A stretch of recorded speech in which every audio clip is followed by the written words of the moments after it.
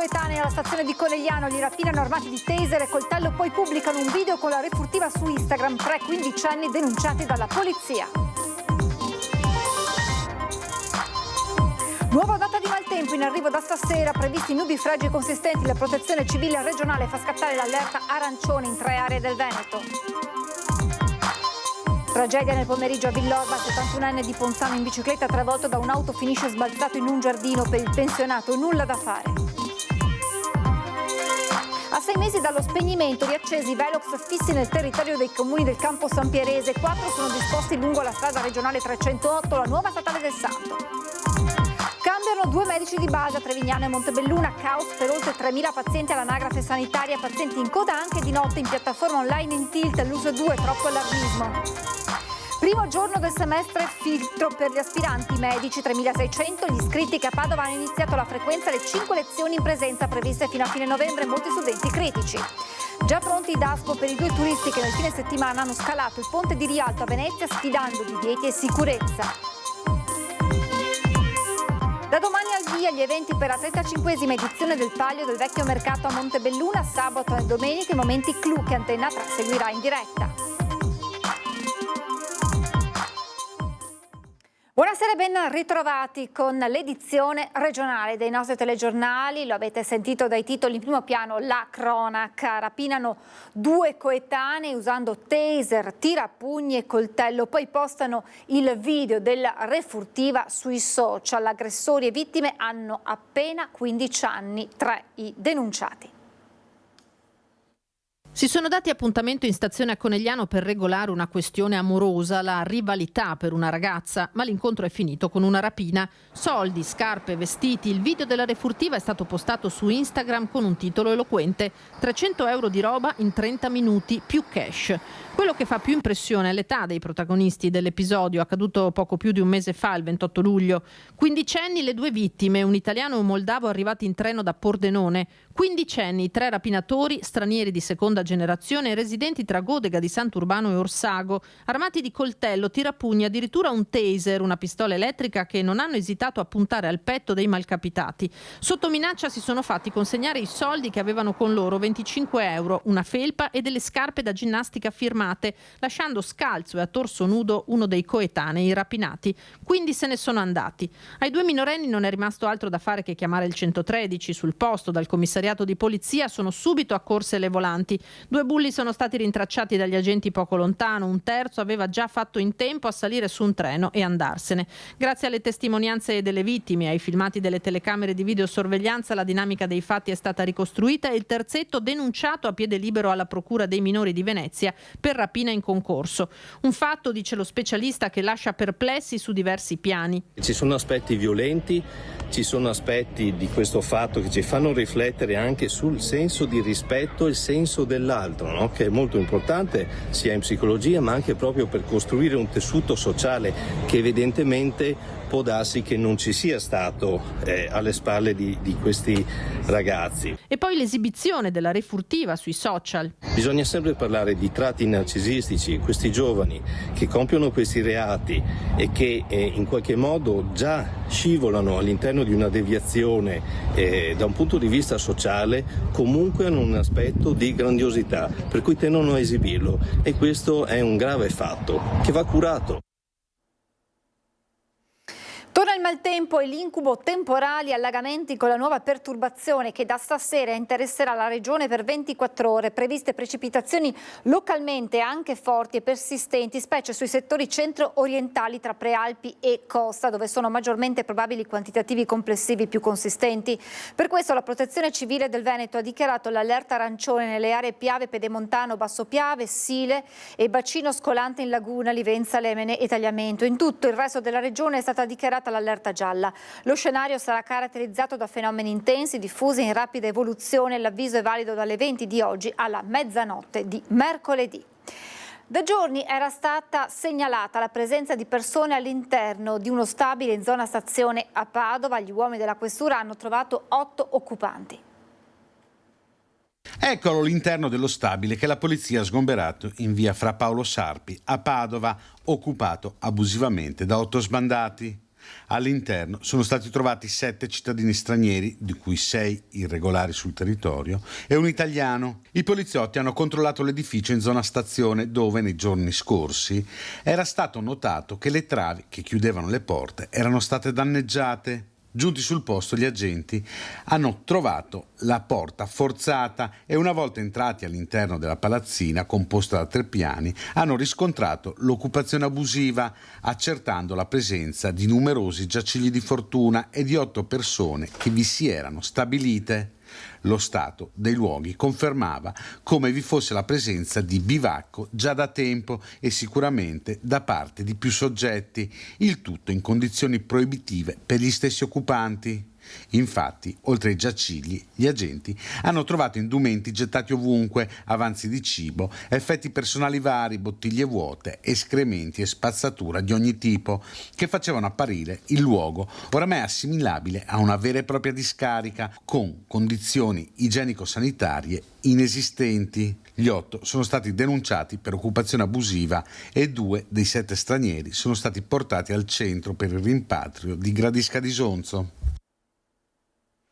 Nuovo dramma della strada, nel pomeriggio a perdere la vita un ciclista di 71 anni residente a Ponzano Veneto, siamo in provincia di Treviso, 3 volte ucciso da una Fiat 500 mentre percorreva via Trento, la strada che a Villorba congiunge la rotatoria sulla Postumia Romana al centro del capoluogo passando davanti al cimitero. Il ciclista è stato investito e sbalzato nel giardino di un'abitazione mentre la sua bicicletta, l'avete vista nelle immagini, è rimasta incastrata sulla recinzione. Sul posto la polizia locale per la ricostruzione della dinamica del sinistro e il sindaco di Villorba Francesco Soligo. Cordoglio è stato espresso anche dal primo cittadino di Ponzano, Antonello Baseggio.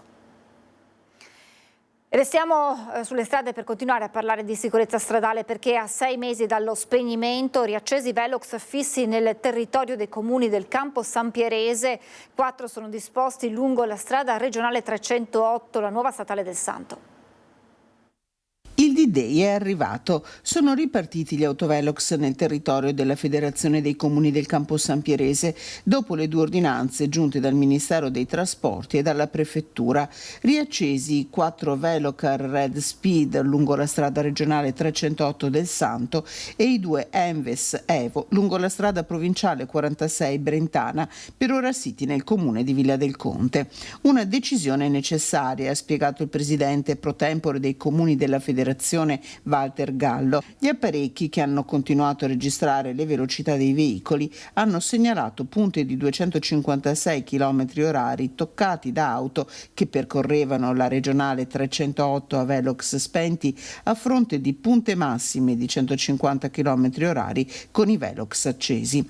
La riaccensione è avvenuta dopo un atto approvato in sede di giunta da 9 comuni aderenti su 10, unico voto contrario quello di Antonella Argenti, sindaca di Villa del Conte, che lamenta tra le altre cose la presenza nel suo territorio di 2 apparecchi fissi, uno dei quali, ha precisato il presidente della federazione, sarà spostato a breve nel comune di San Giorgio delle Pertiche.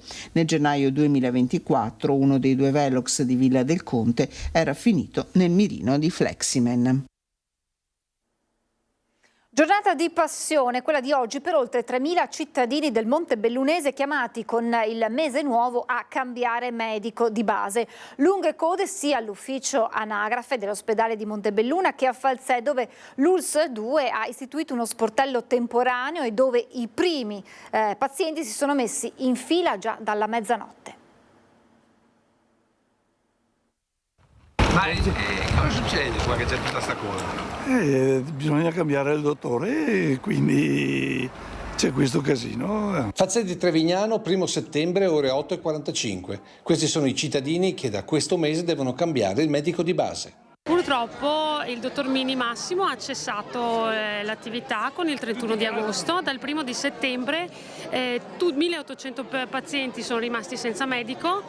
Ci è stata data notizia dall'anagrafe sanitaria che 1000 pazienti verranno assegnati alla dottoressa Sofia Artuso qui a Falzè di Trevignano e gli altri dovevano arrangiarsi.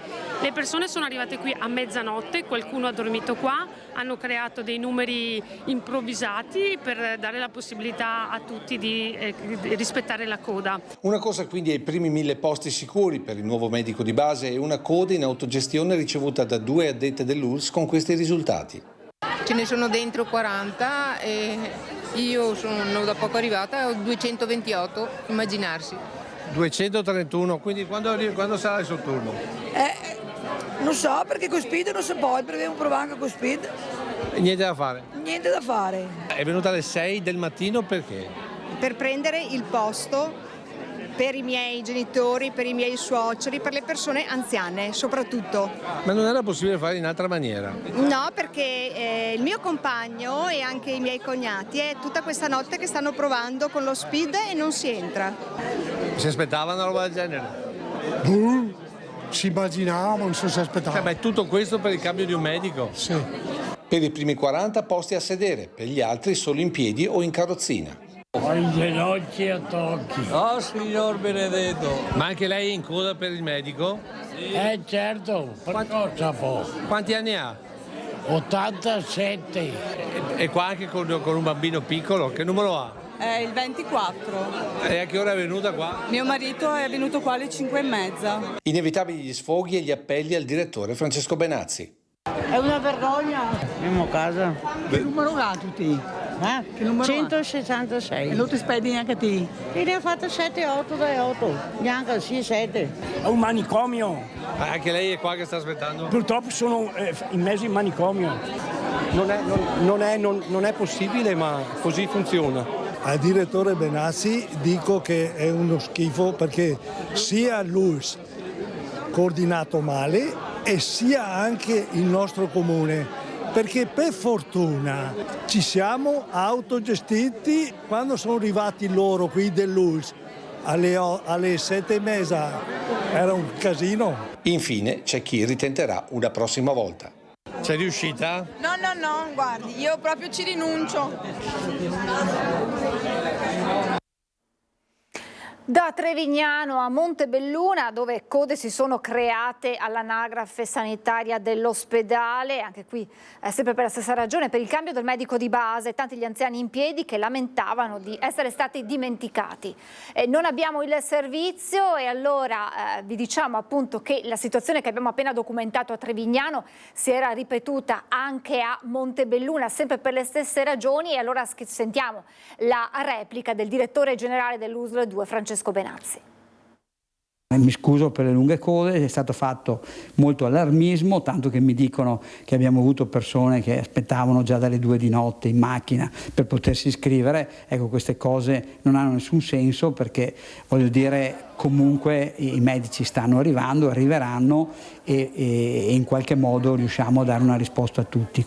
Hanno trovato 2 medici molto bravi, la dottoressa Artuso e un'altra collega che essendo giovani medici al primo anno di specialità possono ottenere solo 1000 mutuati, quindi 2000 persone sono già state attribuite ovviamente a questi nuovi medici che da fine anno potranno passare a 1200, quindi andremo ovviamente a tamponare meglio le cose. Dopo che entro ottobre-novembre dovrebbe arrivare un nuovo medico e quindi in questo caso anche questo potrà prendere 1200 mutuati, intanto per una quota parte di questi, cioè la differenza dai 2000 ai 3000, abbiamo aperto, siccome è lo stesso ambito, chiaramente le persone vanno dal dottor Lissa al dottor Vita che gentilmente si sono accordati per ricevere ovviamente nuovi assistiti. La cosa sarà provvisoria, poi man mano quando arriveranno a fine anno questi 2 nuovi medici riporteremo, se vogliono, ecco, questi assistiti ovviamente di nuovo all'interno del comune di Trevignano. Ecco, continuo a ribadire, i medici mancano, quindi man mano che noi riusciamo con l'aiuto delle ordini dei medici, con l'aiuto degli stessi medici di famiglia, ovviamente delle sigle sindacali che ci danno una mano a reperire nuovi medici, noi facciamo il possibile. Chiaramente non li possiamo fare uscire dal cilindro perché questo non esiste, però sicuramente la disponibilità a ricercarli, a trovarli e agevolarli anche nel loro ovviamente insediamento, questo lo stiamo facendo insieme alle amministrazioni comunali. E allora facciamo un passo indietro e vediamo quella che era la situazione invece a Montebelluna, sempre per il cambio del medico di base. Buongiorno. Buongiorno. Quanti anni ha? Indovina. Non lo so. 94. Ed è qua in piedi? Ed è qua in piedi? Sì. Ad aspettare il medico, no? No, il medico, aspettare i signori qua, i fai calde. Tanti gli anziani in coda oggi davanti all'anagrafe sanitaria dell'ospedale di Montebelluna. Con il primo giorno di settembre c'è stato il cambio del medico di base con un passaggio obbligatorio allo sportello reale o virtuale, anche se qui la soluzione per molti poteva essere più semplice. Chi poteva aver semplificato queste robe qua? Che con la firma del dottore si poteva aver fatto, no? Attesa per molti decisamente snervante. No, non si parlava perché mi ride sparolate. Beh, lì dai 8 e 7 e un quarto sono arrivata e ora è una vergogna. Non dice anche gente che perde il lavoro per gli giovani, ma gli anziani 3 ore, 4, venire a casa a mezzogiorno e star qua in piedi 83 anni, scusa. Menassi, dica che pensi a queste robe qua. Anche qui come a Trevignano c'è chi ha tentato la carta di internet. Ma voi che siete tecnologiche riuscite a farlo con lo SPID? Uno siamo appena riusciti a farlo. Perché hanno detto che dalle 9 dovrebbe essersi riattivato, stanotte hanno provato in 2000. Noi abbiamo provato adesso e lei è riuscita. E basta al momento. Sembra un terno all'otto anche lo SPID, insomma. Un pochino sì. Da quanto tempo è che aspettate qua? Io sono qua dalle 7:20. All'esterno una sola panchina, per il resto fioriere o automobili se qualcuno non riesce più a stare in piedi. Signora, anche una aiuola può servire per sedersi. Certo. Però un po' di panchine potevano mettere per tutta sta gente. Questo sì. Va bene, dai. Si vede che pensa che sia tutti giovani. Signora, si è messa in macchina? Mi sono seduta, dentro non c'è posto. Che numero ha? 215. E come fa a sapere se la chiamano? Sono arrivati al 100, poco più, dunque ho voglia.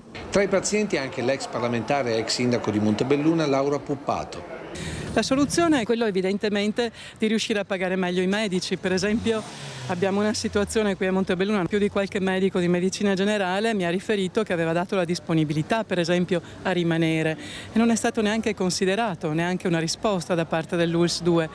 Quindi trattare meglio le persone, le risorse umane sono un valore straordinario, non le possiamo buttare via come se fossero numeri. Anziani dimenticati, il pensiero comune di questa gente. Gli anziani, li buttai là gli anziani, no? E su quanto accaduto è intervenuto anche il senatore Andrea Martella, che poi a proposito delle regionali dice assurdo avere un centrodestra che non ha ancora fissato la data delle elezioni.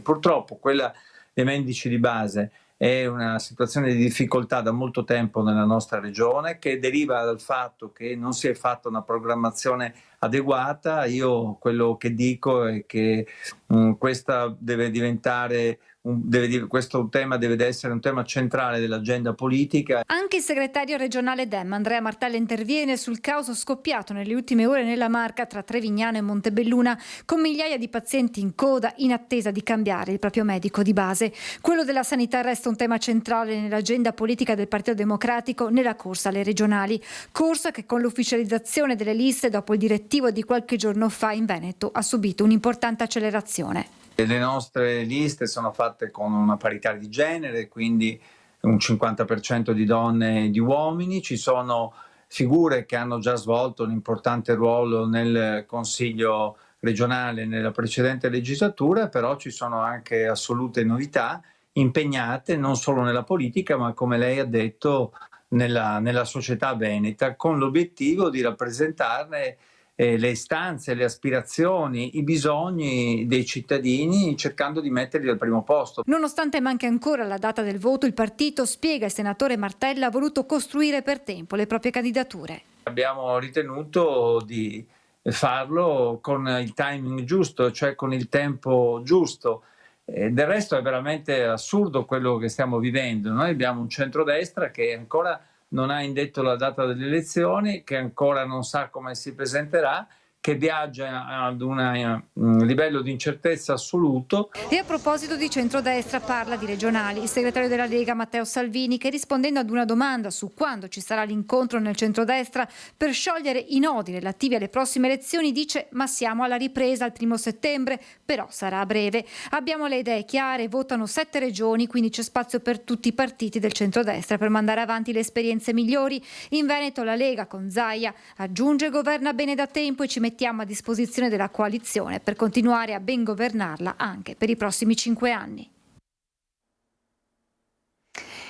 E a proposito di sanità, oggi primo giorno del semestre filtro per gli aspiranti medici, 3.600 gli studenti iscritti a Padova che hanno iniziato la frequenza, le 5 lezioni in presenza previste fino a fine novembre. Com'è andato questo primo giorno? Molto bene, la sede è molto bella e i professori molto bravi. Preoccupata dall'esame? Oddio, al momento non troppo, vedo che comunque i professori sono molto bravi a spiegare e anche il materiale che ci viene fornito è molto utile, quindi speriamo vada tutto bene. Partito il semestre filtro all'Università di Padova, 3.687 gli studenti che tenteranno di conquistare l'ambito titolo di matricola della Facoltà di Medicina, che alla fine sarà riservato solo a 686 di loro. Dopo un'intensa attività estiva, a ognuno saranno garantite alcune lezioni in presenza, il resto sarà online con sede nel lab di ingegneria inaugurato lo scorso giugno. Ma come funziona? Al termine di questo semestre, che finirà il 24 di novembre, avremo le sessioni di esame, la prima sessione il 20 novembre e la seconda sessione di esami il 10 dicembre. I risultati a gennaio definiranno se continueremo il nostro percorso a medicina chirurgia o se dovremo andare al corso affine o cambiare. Gli studenti seguiranno corsi di chimica e propedeutica biochimica, fisica e biologia, le materie in cui saranno chiamati a sostenere poi l'esame. Se otterranno almeno 18 crediti formativi potranno concorrere alla graduatoria nazionale per accedere al semestre successivo. Un percorso che non convince gli studenti. La formula non mi piace proprio niente, diciamo che quella dell'anno scorso era male, questa è ancora peggio, perché dovrebbe essere per aiutare gli studenti e alla fine ci mette in condizioni ancora più pietose, però i professori li ho visti bene e preparati, quindi sono contenta. Se da una parte dà la possibilità a più persone certamente di provare a inseguire il loro sogno, a raggiungere il loro obiettivo, dall'altra è anche più limitante. Sapere insomma se andrà tutto bene o no a gennaio è sicuramente limitante.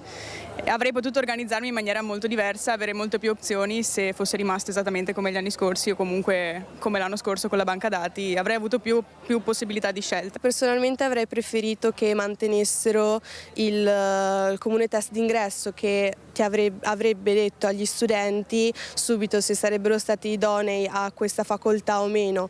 Con questo semestre filtro diciamo che la competitività è alle stelle e che comunque ha complicato abbastanza la vita degli studenti.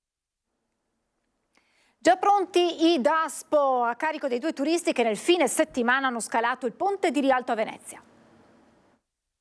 Hanno trasformato il ponte di Rialto in una palestra a cielo aperto, arrampicandosi come fossero su una parete di roccia. Protagonisti dell'ennesima bravata 2 alpinisti che nel fine settimana hanno scalato il ponte più antico sul Canal Grande, ignorando il divieto e mettendo a rischio la propria sicurezza e l'integrità stessa della struttura, patrimonio UNESCO. Episodio accaduto poco prima dell'1:30 di notte, foto divenuta subito virale dopo essere stata pubblicata sui social da Venezia.com e scattata da una nota regatante veneziana. La Nena Almansi è una vogatrice e passava di lì per caso all'1:20 e ha fotografato la scena, poi chiamando immediatamente le forze dell'ordine. I 2 turisti cafoni pare di nazionalità ungherese. Sì, lei ha individuato che fossero ungheresi dalle urla che lei ha detto che che facevano. Impresa che dopo la denuncia dell'avvocatrice non è passata inosservata nemmeno dalla Smart Control Room della polizia locale. Le telecamere comunali li hanno ripresi in azione, permettendo di individuarli. Ora, mentre si stringe il cerchio attorno ai due turisti cafoni, pare siano già pronti i DASPO a loro carico, fatto che in città ha suscitato polemiche e indignazione tra rassegnazione e sconforto. Noi purtroppo siamo abituati, Venezia è una città turistica e quindi è un palcoscenico per ogni imbecille che voglia fare la sua bravata. Voltiamo pagina, da domani al via gli eventi per la 35esima edizione del Palio del Vecchio Mercato di Montebelluna.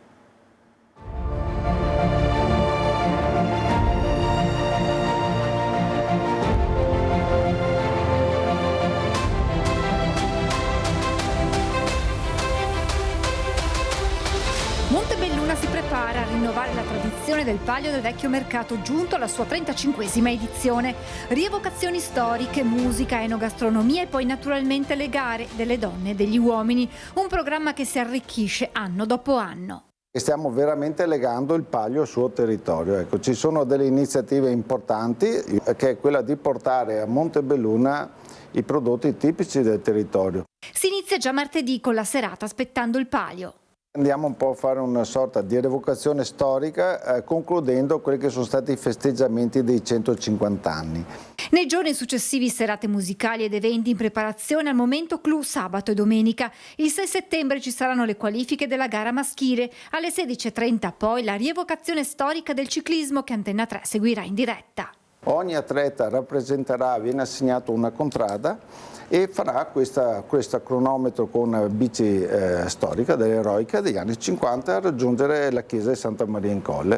Le nostre telecamere sabato continueranno a rimanere accese per seguire insieme a voi il sesto Palio femminile. Si replica domenica con una lunga diretta a partire dalle 14:45 per seguire prima la sfilata storica, poi alle 17:30 la gara degli uomini. Ogni contrada in base al tempo stabilito nel corso delle qualifiche partirà percorrendo gli oltre 2 chilometri di tragitto, spingendo il pesante carro da 380 kg fino al traguardo. All'arrivo dell'ultima squadra verrà decretato il vincitore, ma alla fine a vincere saranno tutti coloro che avranno partecipato alla grande festa del Palio, che vede sempre più giovani coinvolti, un esercito di 600 ragazzi con la voglia di portare avanti questa tradizione. Il mio ruolo è proprio quello di connettere, di far sì che questo evento vada. Poi l'evento è loro, i colori sono loro, lo spirito, non c'è Palio se non c'è la contrada, no? Ci sono questi ragazzi che si impegnano, che rinunciano anche a dei divertimenti per allenarsi, non ci sarebbe il Palio. Ed è tutto, ora la sigla e le previsioni del tempo. Grazie per essere stati con noi, buona serata.